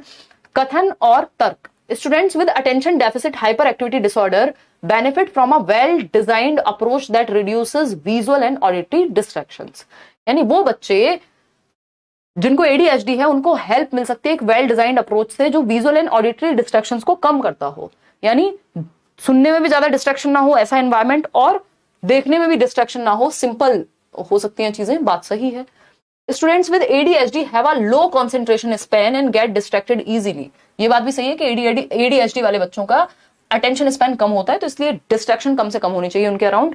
दोनों ही बातें सही है, आसान सा सवाल है। A and R are true and R is the correct explanation of A. आगे बढ़ेंगे, क्वेश्चन नंबर 33 देखेंगे क्या कहता है। 33वां सवाल ये कहता है inclusion of students with visual impairment. वो बच्चा जो दृष्टिबाधित है उसको समावेशित करने के लिए क्या तरीके सही होंगे। अंजलि पुंडीर नाम ले लिया आपका। Books with pictures and small print. वो बच्चा जिसको देखने में समस्या है उसको स्मॉल प्रिंट की बुक्स दोगे तो क्या पढ़ेगा वो, उसको समस्या होगी, है ना। Use of tactile and other materials which are embossed, यानी उभरे हुई सामग्री, उभरे हुए मटेरियल की जिसको वो टच और फील कर सके। चाहे वो ब्रेल लिपि हो, टेक्टाइल मटेरियल भी टच एंड फील मटेरियल होता है जिसको बच्चा टच और फील करके समझ सकता है। बिल्कुल सही बात है। Use of tactile and other materials which are embossed, उभरे हुए हो जो, भाई इस पे कुछ उभरा हुआ नहीं है, अगर यहाँ उभरा हुआ होगा तो जो बच्चा देख नहीं सकता वो भी टच करके पढ़ लेगा। ब्रेल लिपि में यही तो होता है। Restriction on usages of assistive technology, भाई असिस्टिव टेक्नोलॉजी का यूज करने दो। कोई ऐसा डिवाइस जो अभी हमने लास्ट क्वेश्चन किया था, लास्ट मतलब बीच में, कि कोई डिवाइस जो स्क्रीन पे क्या लिखा है उसको पढ़ के बता देगा तो बच्चा सुन तो लेगा कम से कम, क्योंकि देख नहीं सकता। तो असिस्टिव टेक्नोलॉजी तो हेल्पफुल होती है ऐसे बच्चे के लिए। Use of sign language by teacher and peers. Sign language, जिस बच्चे को दिखाई नहीं देता उसके सामने आप साइन लैंग्वेज का यूज करेंगे, उसको कहां से समझ में आएगा। साइन लैंग्वेज जो बच्चे सुन नहीं सकते या बोल नहीं सकते उनके लिए इस्तेमाल होती है, डेफ एंड डम बच्चों के लिए। ठीक है जी। तो आंसर क्या हुआ? B option. स्पर्शक सामग्री या फिर उभरी हुई सामग्री जिसको टच करके स्पर्श करके पढ़ सके, टेक्टाइल मटेरियल जिसको हम कह देते हैं। क्वेश्चन नंबर 34 देखिएगा। Identifying features of creativity. Again creativity पे सिंपल क्वेश्चंस हैं। कंफर्मिटी, कंफर्मिटी होती है कि आपने मान लिया सामने वाले ने जो कहा या जो आपके सामने जो चला आ रहा है आपने कंफर्मिटी दिखा दी। इससे क्रिएटिविटी या कुछ नया निकल के नहीं आता। इससे तो बस आप लकीर के फकीर जिसको बोलते हैं, मतलब आप उसी चीज पे चलते रहेंगे जो पहले से चली आ रही है। कंफर्मिटी से कुछ नया नहीं निकलता, है ना, कि ये तो ऐसे ही होता है। अब जब ऐसे ही होता है आपने मान लिया तो आप कुछ नया नहीं कर पाएंगे फिर। ठीक, किसी ने सोचा होगा कि ऐसे क्यों होता है, ऐसे क्यों नहीं हो सकता, तो क्रिएटिविटी वहां से आती है। कन्वर्जेंट थिंकिंग, कन्वर्जेंट थिंकिंग और क्रिएटिविटी का कोई रिश्ता नहीं है। सीसी साथ नहीं चलता, डीसी चलता है, ये याद रखिएगा। डीसी बोले तो डाइवर्जेंट और क्रिएटिविटी एक साथ चलते हैं, डाइवर्जेंट थिंकिंग और क्रिएटिविटी। तो डाइवर्जेंट थिंकिंग कहां है? यहाँ पे। तो हम समझ गए कि यही होगा। Hypothetical deductive reasoning, higher mental abilities, scientific thinking, उन सब के लिए यूज होती है, ना कि क्रिएटिविटी के लिए। हेल्पफुल हो सकती है क्रिएटिविटी में, बट डायरेक्ट संबंध नहीं है। तो C option is the right answer. दिशाओं में सोचना, ओपन एंडेड थॉट रखना। क्वेश्चन नंबर 35 देखिए, ये क्या कहता है भाई? ये कहता है inclusive education in schools should, यानी समावेशी शिक्षा जो है स्कूल्स में उसको क्या कैसे हम देखते हैं, बताओ एक बार। हाँ, नाम लो ना। आरती सिंह गुस्सा भी करके कह रही है नाम लेते रहेंगे, पढ़ेंगे कब? पढ़ लो यार, नाम ले लेंगे आप, इंटरव्यू मिलेंगे। कल एक इंटरव्यू है आप में से किसी लर्नर के साथ, बहुत ही अच्छा प्यारा सा काम किया है उन्होंने, बताएंगे आपके साथ, शेयर करेंगे, है ना। अभी शेयर नहीं कर रहे हैं तो नाम छोड़ो, बैठ के मस्त बातें करेंगे। अच्छा कर लो, थोड़ी मेहनत कर लो यार, मिल जाएंगे कहीं किसी दिन, बैठ के बात कर लेंगे, मीटअप में कर लेंगे, है ना, क्यों टेंशन लेते हो। तो अभी तो पढ़ ही लो। विद्यालयों में समावेशी शिक्षा, aim at eliminating the discriminatory and exclusionary practices that are a result of an attitude towards an individual or a group, यानी कि इंक्लूसिव एजुकेशन एलिमिनेट करने की कोशिश करती है ऐसा व्यवहार जो एक्सक्लूजन लाता हो, अलग थलग करता हो, बच्चे में भेदभाव करता हो, डिस्क्रिमिनेशन करता हो। बिल्कुल सही बात है। Identify classify and appropriately label group of children, label नहीं लगना, ठप्पा नहीं लगाना बच्चे पे। Make provisions for special education, नहीं, इंक्लूसिव एजुकेशन में स्पेशल एजुकेशन होती है, ब्लाइंड स्कूल अलग हो गया ब्लाइंड बच्चों के लिए, डेफ एंड डम बच्चे के लिए अलग हो गया। इंक्लूसिव में हर तरह का बच्चा बैठा होता है, तो स्पेशल एजुकेशन नहीं, यहाँ पे इंक्लूसिव एजुकेशन लेकर आनी है। सेग्रीगेट करना ही नहीं होता बच्चे को। तो एक ही ऑप्शन पॉजिटिव है कि हम क्या कर रहे हैं, एलिमिनेट कर रहे हैं प्रॉब्लम्स को या ऐसी प्रैक्टिसेस को जो बच्चे को अलग थलग कर रही हैं। तो ए ऑप्शन सही था। क्वेश्चन नंबर 36 देखेंगे, teachers can encourage children to think creatively. कैसे टीचर्स जो हैं वो बच्चे को रचनात्मक ढंग से सीखने के लिए प्रोत्साहित कर सकते हैं। देखिए, ये सारे टॉपिक इंक्लूसिव एजुकेशन में ही है, चाहे वो गिफ्टेडनेस हो, लर्निंग डिसेबिलिटी हो, चाहे वो ऑटिस्टिक बच्चा हो, डिसलेक्सिक बच्चा हो, है ना, ADHD, autism, dyslexia, dyspraxia, dysgraphia, dysmorphia, बहुत सारे हैं। डिसलेक्सिया तो हम पढ़ ही चुके हैं, आपके यहाँ लिमिटेड ही आते हैं। तो ये सारे जो हैं, या गिफ्टेडनेस या क्रिएटिविटी, हर तरह का बच्चा इंक्लूसिव क्लासरूम में है, इसलिए हम ये सब इसी टॉपिक के अंदर पढ़ रहे हैं, है ना। हमें लगता है ये अलग से टॉपिक है लर्निंग डिसेबिलिटी, नहीं, ये इंक्लूसिव एजुकेशन के अंदर ही आता है। बैचेस में भी हम ऐसे डिस्कस करते हैं। Asking them to think of different ways to solve a problem, बिल्कुल सही बात है। क्रिएटिविटी का मतलब है कुछ नए ढंग से किसी समस्या का समाधान लाना, जो चला आ रहा है कंफर्मिटी नहीं, कुछ डिफरेंट, कुछ आउट ऑफ द बॉक्स सोचना, है ना। आस्किंग देम टू मेमोराइज, रटना नहीं है यहाँ पे, कुछ डिफरेंट सोचना है। रिकॉल करने में तो क्या लगता है, आपने किसी का नंबर याद किया, उसको रिकॉल करके बता दिया, क्या नया किया। नया करने में नए तरीके सोचने होते हैं, किसी समस्या को समाधान के डिफरेंट वेज सोचने होते हैं। Asking them to focus on only one aspect, नहीं, different aspects of a divergent thinking चाहिए। तो उन्हें किसी समस्या को हल करने के विभिन्न तरीके क्या हो सकते हैं, उस चीज के लिए अगर बढ़ावा देंगे तो क्रिएटिविटी निकल करके आएगी क्लासरूम में। क्वेश्चन नंबर 37 देख लीजिए एक बार, क्या कहता है ये, to cater to diversity in a classroom the teachers should focus on. यानी हमें पता है कि विभिन्नता है बच्चों की, कक्षा में विविधता को पोषित करने के लिए हम क्या करेंगे, सेग्रीगेट कर देंगे बच्चों को। शर्म नहीं आती ये जवाब देते हुए, ढूंढ लो यार कहीं पानी थोड़ा बहुत। चलो ठीक, दे दिया। ए ऑप्शन दे रहे थे पहले सारे के सारे, डरा देते हो यार, मतलब क्वेश्चन आते पहले बस ए ही टेस्ट करना होता है। सेग्रीगेशन तो बिल्कुल उल्टा हो जाता है इसका, अलग कर देंगे, लेबल कर देना, दोनों नेगेटिव वर्ड हैं। नेगेटिव डिस्क्रिमिनेशन, ये तो खराब बात हो गई। Equity is the right word, यानी समता का हम ध्यान रखें। एक चीज होती है इक्वालिटी, के दो लोगों को आप बिल्कुल बराबर ट्रीट कर रहे हैं हर तरीके से, लेकिन इक्विटी होती है जहां पे जैसी नीड है। इक्विटी बेस्ड ही है जितने भी रिजर्वेशन सिस्टम है, या फिर अगर हम बात कर रहे हैं अभी बिहार में क्या है कि महिलाओं को एक्स्ट्रा कुछ रिजर्वेशन है गवर्नमेंट जॉब्स में, उसका रीजन है कि आप इक्वालिटी की बात तब करोगे ना जब दोनों लोग सेम लेवल पे खड़े होंगे। एक को आपने पहले से दबा के रखा है तो उसको फिर ऊपर उठाने के लिए भी तो एक्स्ट्रा एफर्ट्स लगेंगे। तो इक्विटी बेस्ड है ये डाइवर्सिटी का प्रिंसिपल, कि हम बच्चे के प्रति सेंसिटिव होकर के जहां जरूरत है, अगर उसको एक्स्ट्रा हेल्प या एक्स्ट्रा फेवर की जरूरत है वो भी कर देंगे। तो इक्विटी क्या है, समता। तो डाइवर्सिटी को अगर हमें केटर करना है अलग अलग बच्चों को, तो हमें हर किसी के कल्चर को, उनके बैकग्राउंड को समझना पड़ेगा, समता लानी पड़ेगी, एम्पैथी लानी पड़ेगी। क्वेश्चन नंबर 38 देखिएगा फटाफट से। क्वेश्चन नंबर 38 कहता है, in a diverse class with students from disadvantaged backgrounds a teacher should.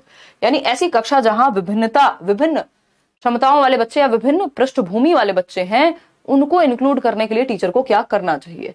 तो यहाँ पे आपको फटाफट से बताना है कि क्या करना चाहिए। ऐसे बच्चे जो डिसएडवांटेज्ड बैकग्राउंड से आते हैं, हाशिए से आते हैं, वंचित समूह वर्ग से आते हैं, उनको डिस्करेज कर देंगे, नेगेटिव है तो। Encourage only children from dominant group, यानी जो ग्रुप डोमिनेंट है क्लास में सबसे ज्यादा है उसी को नहीं। Encourage only children from disadvantage, सिर्फ डिसएडवांटेज बच्चे को ही अपने अनुभव शेयर करने के लिए कहेंगे, या फिर share her own experiences and encourage all children to share experiences. क्योंकि अगर आपने सिर्फ वंचित समूह वर्ग वाले बच्चे को इक्विटी दिखानी है, बट ऐसा नहीं दिखानी कि वो पार्शियलिटी लग जाए क्लासरूम में, तो आपको क्या करना है, यहाँ पे आपको उस बच्चे को इंक्लूड करना है जो डिसएडवांटेज समूह से भी आएगा, क्योंकि बाकी बच्चे तो अपने एक्सपीरियंसेस शेयर कर देंगे। हो सकता है ये बच्चा थोड़ा झिझके अपनी बात को कहने से, क्योंकि इसने समाज में बहुत ज्यादा रिस्पेक्ट या एक्सेप्टेंस नहीं मिली, इसको अलग थलग माना गया। तो आपको क्या करना है, आप अपने एक्सपीरियंसेस से शुरू कर सकते हैं ताकि सभी बच्चे खुल जाएं और सभी बच्चे अपने अपने अनुभव शेयर करें। तो इसमें ऐसा नहीं हुआ कि आपने सिर्फ डिसएडवांटेज बच्चों को खड़ा करके लेबल कर दिया, हर तरह के बच्चों को आपने इंक्लूड कर लिया और सबके अनुभव आ गए। क्लास में बहुत मजा आता है पोल की वजह से, बहुत बड़े सौम्या, हम तो यहाँ ऐसे ही मूंगफली छील लेते हैं पोल की वजह से। बहुत बढ़िया निशा, क्या बात है, क्या बात है, अच्छा धन्यवाद। देखो उस मतलब ये आप सही बोल रहे हो, इससे ना एक्टिव हो जाते हैं आप लोग भी, ध्यान रहता है कि जवाब क्या है, और गलत होने पे ध्यान ज्यादा रहता है। नहीं तो आप अपने दिमाग में सोच लेंगे हाँ यही सोचा था मैंने भी, लेकिन जब आप पोल में कर देते हैं आंसर तो आपको पता चलता है कि आपने ये नहीं सोचा था, आपने गलत कर दिया है। तभी तो कई लोग पोल चेंज कर देते हैं, चीटिंग कर लेते हैं, जैसे पता लगता है ये वाला आंसर नहीं है, ये वाला है ना। थैंक यू रियाज। चलिए खैर, तो आगे बढ़ते हैं। आप एज अ टीचर अपने अनुभव से शुरू करके और बच्चों को इंक्लूड करेंगे, सब अपने अपने अनुभव बताएंगे, तो एक सही माहौल क्रिएट हो जाएगा। क्वेश्चन नंबर 39, वो बच्चा भी अपने आप को एक्सेप्टेड फील करेगा जिसको समाज ने बहुत ज्यादा एक्सेप्टेंस नहीं दी है। डिसएडवांटेज इसीलिए कह रहे हैं उसको क्योंकि एडवांटेज नहीं मिल पाया कोई। असर्शन और रीजनिंग, असर्शन क्या है, कथन है, it is important to provide appropriate materials such as manipulative calculators and maths apps to students struggling with dyscalculia, यानी उन बच्चों को जो मैथ्स में जिनको समस्या है, डिस्कैलकुलिया है, उनको हम ऐसे मटेरियल, एप्रोप्रिएट मटेरियल प्रोवाइड कर सकते हैं। वो उस तरह के कैलकुलेटर हो सकते हैं जो उनको हेल्प करें, ऐसे मैथ्स के कुछ ऐप हो सकते हैं जिससे उनको आसानी से समझ में आ जाए। तो आर कौशल पढ़ लो, पढ़, है ना। तो ये बात एकदम पॉजिटिव है, बच्चों को मदद हो जाएगी।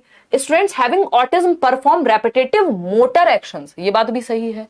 लेकिन एक बात बताइए सर कि यहाँ पे बात तो हो रही थी कहीं और की, ले आए किसी और बात को, बात चल रही थी डिस्कैलकुलिया वाले बच्चे की, ऑटिज्म को बीच में डाल दिया रीजन के तौर पे। भाई जिस बारे में कथन था उसी के बारे में तो रीजन होना चाहिए था उस चीज का। अब कथन है कि डिस्कैलकुलिया वाले बच्चे के बारे में, उसका रीजन दे दिया ऑटिज्म वाला बच्चा। कोई सेंस बन रही है? कोई सेंस है इस बात की? नहीं है, ठीक है ना। तो हम ये कहेंगे A and R are true, but R is not the correct explanation of A. यानी बातें दोनों अपनी जगह पे सही हैं कि रेपिटेटिव मोटर एक्शन करता है ऑटिज्म वाला बच्चा, है ना, या रेपिटेटिव बिहेवियर कर सकता है, और डिस्लेक्सिक बच्चों को आप दे सकते हो, डिस्कैलकुलिक बच्चे को आप दे सकते हो maths app and all, calculator दे सकते हो, बट ये अपनी अपनी जगह पे सही है, दोनों एक दूसरे के लिए सही नहीं है ना। ब्रेकअप हो गया इसलिए, क्यों?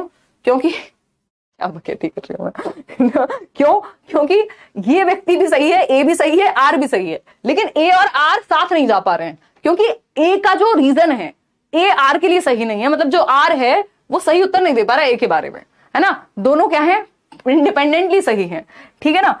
तो ये क्या यहाँ पे, मतलब इसको समझने में आपको दिक्कत होती है ना, तो ये फालतू एग्जांपल से याद रहेगा आपको कि दोनों एक दूसरे के लिए सही हो तभी जाके आंसर सही बन पाएगा। इस तरह के क्वेश्चंस में, पेट पे बाण मारने वाले क्वेश्चंस में ऐसा हो सकता है कि ए भी सही हो, आर भी सही हो, बट अपनी अपनी जगह सही है, साथ में सही नहीं है, ठीक है ना। पॉसिबिलिटी है कि नहीं है? है। प्यार मोहब्बत की बात तुरंत समझ आ जाता है आपको। देखो कितना आवाम में खुशी, देखिए देखिए एक बार। तो B option is the right answer, क्योंकि दोनों गलत है ये नहीं कह सकते। कह रही हैं अच्छा है, तुम्हें बहुत समझ में आती है ऐसी बातें। देखो एक बार क्वेश्चन नंबर 40, अगर हम बात करें असर्शन की, ये फिर से एक मुश्किल क्वेश्चन, मतलब मुश्किल क्या है, ये थोड़ा लेंदी हो जाता है। अगर हम बात करते हैं यहाँ कथन की, तो कथन क्या है? Inclusive education refers to an education system that accommodates all children regardless of their physical, intellectual, social, emotional, linguistic और अदर कैंडिडेट्स।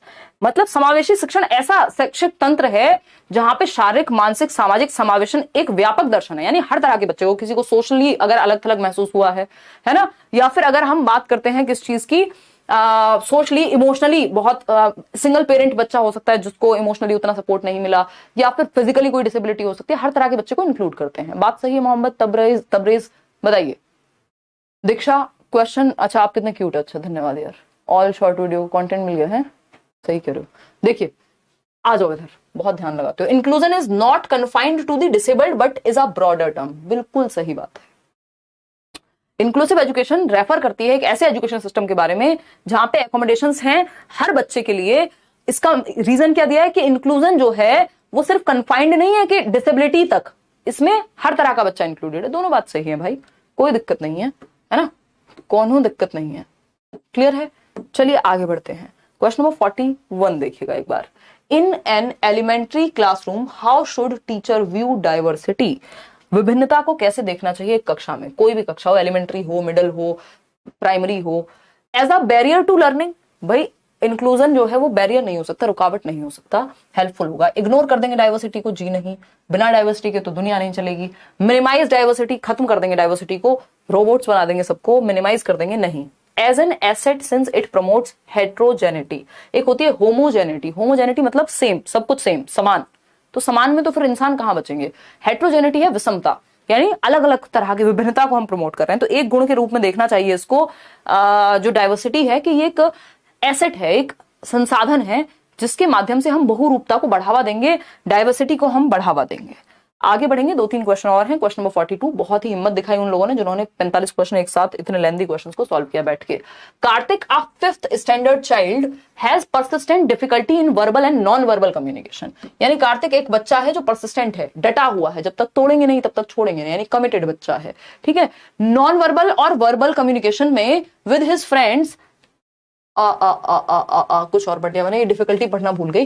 देखिए परसिस्टेंट तो है बट परसिस्टेंट समस्या है उसकी, बच्चा परसिस्टेंट नहीं है, डिफिकल्टी परसिस्टेंट है। वो डिफिकल्टी क्या है? कम्युनिकेट करने की डिफिकल्टी। बाद में खा लेना माता, 2 मिनट रुक जाओ, 3 क्वेश्चन बचे हुए हैं, डिस्ट्रैक्शन होता है। देखो एक बार अगर हम बात करें अगर हम बात करें कार्तिक जो 5वीं कक्षा में पढ़ता है, उसे अपने दोस्तों और शिक्षकों के साथ मौखिक और गैर मौखिक सामाजिक संवाद करने में निरंतर मुश्किल होती है। यानी एक बच्चा जो है कार्तिक, उसको संवाद में, कम्युनिकेशन में डिफिकल्टी होती है जब वो अपने साथियों के साथ कम्युनिकेशन करता है। तो बार बार, मतलब लगातार है, ये चीज परसिस्टेंट है। कभी कभार तो ऐसा होता है, मान लो आज मैं स्ट्रेस्ड हूं या किसी दिन तबीयत खराब है, तो आप कम्युनिकेशन आपकी थोड़ी, आप कहना कुछ चाहते हैं, निकल कुछ रहा होता है, ऐसा पॉसिबल है। लेकिन परसिस्टेंट मतलब हर दिन या लगभग हर बार समस्या है। दैट मीन्स कहीं ना कहीं कोई समस्या है। तो ये किस चीज का कैरेक्टरिस्टिक हो गया? डिस्ग्राफिया का या ऑटिज्म का? ये ऑटिज्म का कैरेक्टरिस्टिक है, क्योंकि इनको कम्युनिकेशन में लगातार समस्या होती है, कम्युनिकेशन की प्रॉब्लम इनको रहती है, रेपिटेटिव बिहेवियर रहता है। तो डिस्कैल्कुलिया, डिसलेक्सिया में ऐसा नहीं होता, डिस्ग्राफिया में भी नहीं होता, ये लिखने पढ़ने से संबंधित है। लेकिन यहाँ संवाद की बात हो रही है, तो ये ऑटिस्टिक बच्चा हो गया। आगे बढ़ेंगे क्वेश्चन नंबर 43 पर, देखिएगा, जवाब दीजिएगा। क्या कहता है question number 43? Which of the following are effective accommodations in the classroom environment as per the needs of students with visual challenge? वो बच्चे जो दृष्टि बाधित हैं, उनको इंक्लूड करने का सही तरीका कौन सा हो सकता है? पहला ऑप्शन है eliminate unnecessary obstacles from classroom. बिल्कुल सही बात है, जो फालतू के ऑब्स्टेकल्स हैं, परेशानियां हैं क्लासरूम में, उन बच्चों के लिए जिनको देखने में समस्या है या वो पीछे बैठते हैं तो उनको आगे बिठा लीजिए, ये सब ऑब्स्टेकल एलिमिनेट कर देंगे। सही है। Use a variety of visual presentation, variety of visual presentation, ये उतना संभव नहीं लग रहा, बट ठीक है, पूरी तरह से नकार भी नहीं सकते। फिर देखते हैं और next, give a lot of hand out having mind maps, मतलब हैंड आउट्स देंगे उस बच्चे को जिसको देखने में समस्या है। नहीं। Provide recorded material to supplement classroom teaching, ये बात भी सही लग रही है मुझे। तो फर्स्ट और फोर्थ यहां सही लग रहे हैं, सेकंड और थर्ड उतने बढ़िया नहीं है कि जिस बच्चे को देखने में दिक्कत है उसको विजुअल सामग्री देंगे, वो उतनी बढ़िया बात नहीं कहलाएगी। तो सी ऑप्शन के साथ हम यहाँ चले गए हैं। सेकंड लास्ट क्वेश्चन है आज के लिए, an identifying characteristic of creativity. पता नहीं क्रिएटिविटी पे कितने क्वेश्चन आज पूछ लिए गए हैं।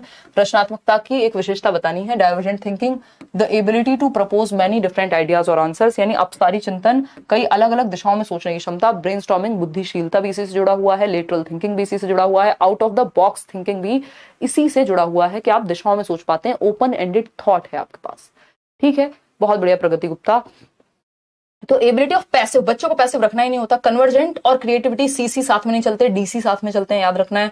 स्किल टू रोट मेमोराइजेशन, रट्टा लगवाना ही नहीं है। तो बाकी ऑप्शन तो वैसे ही नेगेटिव है, एक ही ऑप्शन पॉजिटिव है, ए ऑप्शन। आगे बढ़ेंगे क्वेश्चन नंबर 45, ये है लास्ट क्वेश्चन, देखिएगा। If a teacher wants to assess creativity of students, she should avoid, यानी आपको आकलन करना है बच्चे की रचनात्मकता की कि वो कितना कुछ नया कर सकता है। इस बात का आकलन करने के लिए आपको क्या अवॉइड करना चाहिए? पहला ऑप्शन है फोकस करना चाहिए on process rather than product, यानी जो प्रक्रिया है, बच्चे सोचता किस तरह से, जब वो प्रॉब्लम का सॉल्यूशन दे रहा होता है तो किस तरह से दे रहा है, वो किसी चीज को देखता किस तरह से है, उस पर फोकस होना चाहिए, ना कि रिजल्ट क्या लेके आया वो। बात तो सही है, ऐसी क्रिएटिविटी निकल के आती है। Comparing the students with each other, ये तो एकदम खराब तरीका हो गया। Comparing the students with their previous performance, ये भी नहीं करना चाहिए। लेकिन ये तो किसी भी बच्चे के लिए नहीं करना चाहिए। यहाँ बात किसकी हो रही थी? बात हो रही थी क्रिएटिव बच्चे की। हालांकि इसमें भी इन्होंने एक फ्री का नंबर दे दिया है, लेकिन ये क्योंकि किसी भी बच्चे के लिए करना सही नहीं है। लेकिन यहाँ क्रिएटिविटी स्पेसिफिकली बात हो रही है, तो क्रिएटिव बच्चे के लिए क्या करना सही नहीं है वो ढूंढना है। Giving opportunity for self assessment, ये बात भी सही है, ये बात भी आपकी सही है।